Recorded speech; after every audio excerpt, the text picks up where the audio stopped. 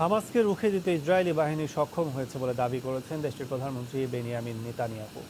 সেই সঙ্গে ফিলিস্তিনিরা আবারও বিক্ষোভে নামলে তাদের কড়া মাশুল গুনতে হবে বলেও হুঁশিয়ারি দেন তিনি। ইসরায়েলি বাহিনীর গুলিতে আহত ফিলিস্তিনিদের চিকিৎসা সহায়তায় কাজ করার ঘোষণা দিয়েছে আন্তর্জাতিক সংস্থা রেড ক্রস। জেনেভায় এক সংবাদ সম্মেলনে সংস্থাটি জানায়, শিগগিরই রেড ক্রসের 2টি প্রতিনিধি দল গাজা সীমান্তে আহতদের চিকিৎসায় কাজ শুরু করবে।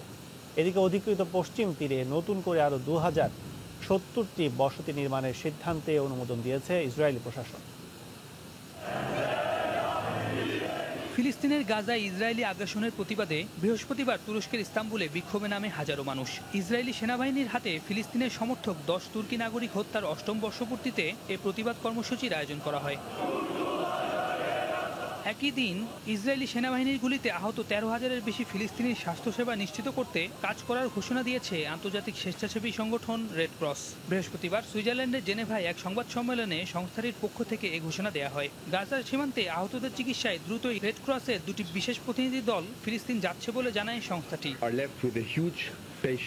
আমাদের প্রধান লক্ষ্য গুলিতে আহত ফিলিস্তিনিদের সারিয়ে তোলা। 1350 জনের মতো আছে যারা গুলিবিদ্ধ, তাদের একাধিক অস্ত্রোপচার করা দরকার। সব মিলিয়ে 4000 অস্ত্রোপচারের প্রয়োজন হবে, যার পুরো দায়িত্বই নিয়েছে রেড ক্রস।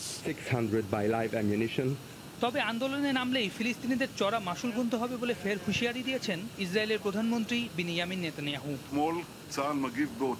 হামাস সন্ত্রাসীদের লক্ষ্য করেই আমাদের সেনাবাহিনী হামলা চালিয়েছে। এখন পর্যন্ত তাদের কড়া জবাব দিতে আমরা সক্ষম হয়েছি। এরপর থেকে তারা আন্দোলনে অংশ নিলে তাদের আরও চড়া মূল্য দিতে হবে। এই অবস্থায় অধিকৃত পশ্চিম তীরে আরও 2070টি নতুন বসতি নির্মাণের সিদ্ধান্ত নিয়েছে ইসরায়েল। মার্কিন প্রেসিডেন্ট ডোনাল্ড ট্রাম্প ক্ষমতা গ্রহণের পর থেকে গত 1.5 বছরে পশ্চিম তীরে 14,500-এরও বেশি নতুন বসতি নির্মাণ করেছে ইসরায়েলি কর্তৃপক্ষ। সৈয়দ ইফতেখার, সময় সংবাদ। ইরানের শাসক গোষ্ঠী দেশের উন্নয়নে মেধাবীদের কাজে না লাগিয়ে বিশ্বব্যাপী সন্ত্রাসবাদ ছড়িয়ে দিতে পরমাণু কর্মসূচিতে কোটি কোটি ডলার অর্থ ব্যয় করছে বলে অভিযোগ করেছেন ইসরায়েলি প্রধানমন্ত্রী বেনিয়ামিন নেতানিয়াহু। নিজের সামাজিক যোগাযোগ মাধ্যমে পোস্ট করা এক ভিডিওতে অভিযোগ করেন তিনি। নেতানিয়াহু বলেন, ইরান একটি সম্ভাবনাময় রাষ্ট্র হওয়া সত্ত্বেও দেশটির সরকার তাদের মেধাবী নাগরিকদের কাজে লাগাতে ব্যর্থ হয়েছে। ইরানি শাসক গোষ্ঠী ক্রমেই ইরানের সম্ভাবনাময় ভবিষ্যৎকে নষ্ট করছে বলে অভিযোগ করেন ইসরায়েলের প্রধানমন্ত্রী। এদিকে ইরানের কাছ থেকে তেল আমদানির ক্ষেত্রে অর্থ লেনদেন অব্যাহত রাখতে শিগগিরই ইউরোপের দেশগুলোর সঙ্গে যুক্ত হতে যাচ্ছে ভারত। ভারতীয় এক সরকারি কর্মকর্তার বরাত দিয়ে খবর জানায় ইকোনমিক টাইমস।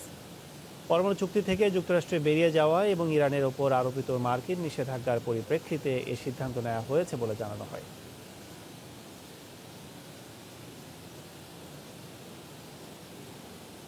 ভারত পাকিস্তান সীমান্তের নিয়ন্ত্রণ রেখায় দুদেশের অস্ত্রবিরতির সম্মতিকে স্বাগত জানিয়েছে যুক্তরাষ্ট্র। বৃহস্পতিবার এক বিবৃতিতে এই কথা জানায় মার্কিন পররাষ্ট্র দপ্তরের মুখপাত্র নিদার নুয়ার্ট। বিবৃতিতে বলা হয়, পাকিস্তান ভারত সীমান্তে চলমান অস্থিরতা নিরসন এবং দুদেশের সম্পর্ক উন্নয়নে এ পদক্ষেপ গুরুত্বপূর্ণ ভূমিকা রাখবে। একই সঙ্গে দুদেশের এই অস্ত্রবিরতি ওই অঞ্চলের সাধারণ জনগণের জন্য স্বস্তি বয়ে আনবে বলেও উল্লেখ করেন তিনি।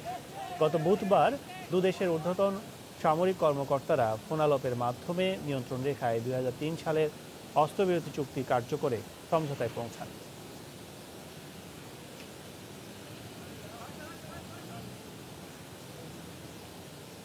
এদিকে অস্ত্রবিরতির পরও ফের উত্তপ্ত হয়ে উঠেছে ভারতের জম্মু কাশ্মীর। একদল সন্ত্রাসী সীমান্তে প্রবেশ করে বড় ধরনের হামলার পরিকল্পনা করছে বলে আশঙ্কার কথা জানিয়েছে ভারতের গোয়েন্দা সদস্যরা।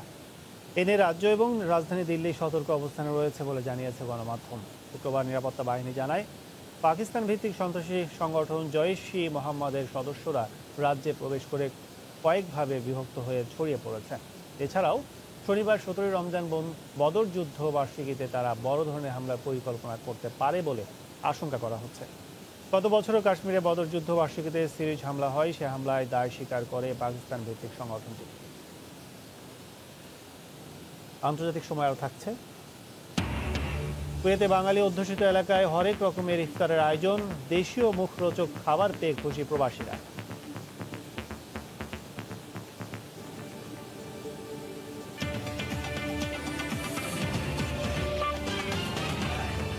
বিশুদ্ধ ব্রাশের তৈরি সর্বোৎকৃষ্ট ভাল্ব আরএফএল বাথরুম ফিটিংস। ভালো চেনেন, ভালো কেনেন। ইউরোপীয় ইউনিয়ন মেক্সিকো ও কানাডার ইস্পাত ও অ্যালুমিনিয়াম আমদানিতে শুল্ক আরোপের সিদ্ধান্ত কার্যকরের পর দেশগুলোর কঠিন সমালোচনার মুখে পড়েছে যুক্তরাষ্ট্র। শুক্রবার মধ্যরাত থেকে এই সিদ্ধান্ত কার্যকর হওয়ার পর থেকে একের পর এক পাল্টা পদক্ষেপের হুঁশিয়ারি আসছে ইউরোপ, কানাডা ও মেক্সিকোর পক্ষ থেকে। সূচকের পতনও হয়েছে দেশটির শেয়ার বাজারে। সস্তায় চীন থেকে নিম্নমানের ইস্পাত ও অ্যালুমিনিয়াম আমদানি করায় নষ্ট হচ্ছে যুক্তরাষ্ট্রের অভ্যন্তরীণ বাজার। এ অভিযোগের প্রেক্ষিতে মার্চেই চীনা এই দুই পণ্যে 25 এবং 10% শুল্ক আরোপের ঘোষণা দেন ট্রাম্প। সিদ্ধান্ত জুলাইতে কার্যকর হওয়ার কথা রয়েছে। চীন বাণিজ্যে অন্যতম প্রতিদ্বন্দ্বী হওয়া সত্ত্বেও শুল্ক আরোপের খড়গ নেমেছে প্রথমে ইউরোপ, কানাডা ও মেক্সিকোর ওপর। শুক্রবার ইউরোপীয় ইউনিয়ন, কানাডা ও মেক্সিকো থেকে ইস্পাত ও অ্যালুমিনিয়াম আমদানিতে 25 এবং 10% শুল্ক আরোপের সিদ্ধান্ত কার্যকর করেছে ট্রাম্প প্রশাসন। মধ্যরাত থেকে কার্যকর হয়েছে এই সিদ্ধান্ত। এর পরপরই কঠিন সমালোচনার মুখে পড়েছেন তিনি। যুক্তরাষ্ট্র এখনো আমাদের মিত্রই থাকবে, কিন্তু যুক্তরাষ্ট্রের এই সিদ্ধান্তের কোনো যৌক্তিকতা খুঁজে পেলাম না। আমরাও মার্কিন পণ্যের শুল্ক আরোপ করব। আমাদের $1,500 কোটি উপরে রপ্তানি বাণিজ্য ক্ষতিগ্রস্ত হবে। এই শুল্ক আরোপের পাল্টা পদক্ষেপ আমরা নেব।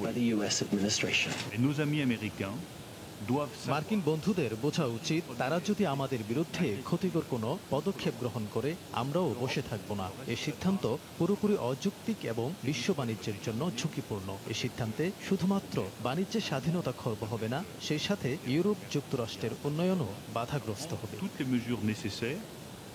ক্ষতি এড়াতে 1 জুলাই থেকে মার্কিন $1,300 কোটি পণ্য আমদানিতে 25% শুল্ক আরোপের ঘোষণা দিয়েছে কানাডা। যুক্তরাষ্ট্রের এই সিদ্ধান্তের কারণে মেক্সিকোর সাথে $400 কোটি বাণিজ্য ক্ষতিগ্রস্ত হবে। তাই মার্কিন খাদ্যপণ্য আমদানিতে শুল্ক আরোপের সিদ্ধান্ত নেবে মেক্সিকো। যুক্তরাষ্ট্রের হুট করে আমাদের পণ্যের শুল্ক আরোপের কড়া জবাব দেব। আমরা দেশের স্বার্থেই সিদ্ধান্ত নেব। আমরা এই সিদ্ধান্তের প্রতি তীব্র নিন্দা জানাচ্ছি। এ ঘোষণার পর ইউরোপিয়ান কমিশনের প্রেসিডেন্ট জো-ক্লদ জাঙ্কার বলেছেন, বিষয়টি বিশ্ব বাণিজ্য সংস্থায় উত্থাপন করা হবে এবং ইউর পক্ষ থেকে যুক্তরাষ্ট্রের আমদানি পণ্যে পাল্টা শুল্ক আরোপ করা হবে। ঈশিতা ব্রহ্ম, সময় সংবাদ। নিকারাগুয়ায় সরকার বিরোধী আন্দোলনে অন্তত 15 জন নিহত হয়েছেন। এ নিয়ে গেল এক মাসে প্রেসিডেন্ট ও ভাইস প্রেসিডেন্টের পদত্যাগের দাবিতে চলা আন্দোলনে নিহতের সংখ্যা বেড়ে 100 জনে দাঁড়িয়েছে। পুলিশ জানায়, বৃহস্পতিবার প্রেসিডেন্ট ড্যানিয়েল ওর্তেগা এবং তার স্ত্রী ভাইস প্রেসিডেন্ট রোজারিও মোরিলোর পদত্যাগের দাবিতে মানাগুয়া শহরে বিক্ষোভ করেন আন্দোলনকারীরা। এ সময় মুখোশধারীরা একদল তরুণ পুলিশের ওপর অতর্কিত হামলা চালায়। এক পর্যায়ে নিরাপত্তা বাহিনীর সঙ্গে তাদের সংঘর্ষ হলে 15 জন নিহত হয়। দুপক্ষের সংঘর্ষে আহত হয় আরও 2 শতাধিক। গত 2 মাস ধরে দেশটির বিভিন্ন জায়গায় সরকার বিরোধী আন্দোলন করে আসছে দেশটির বিভিন্ন শ্রেণী পেশার মানুষ।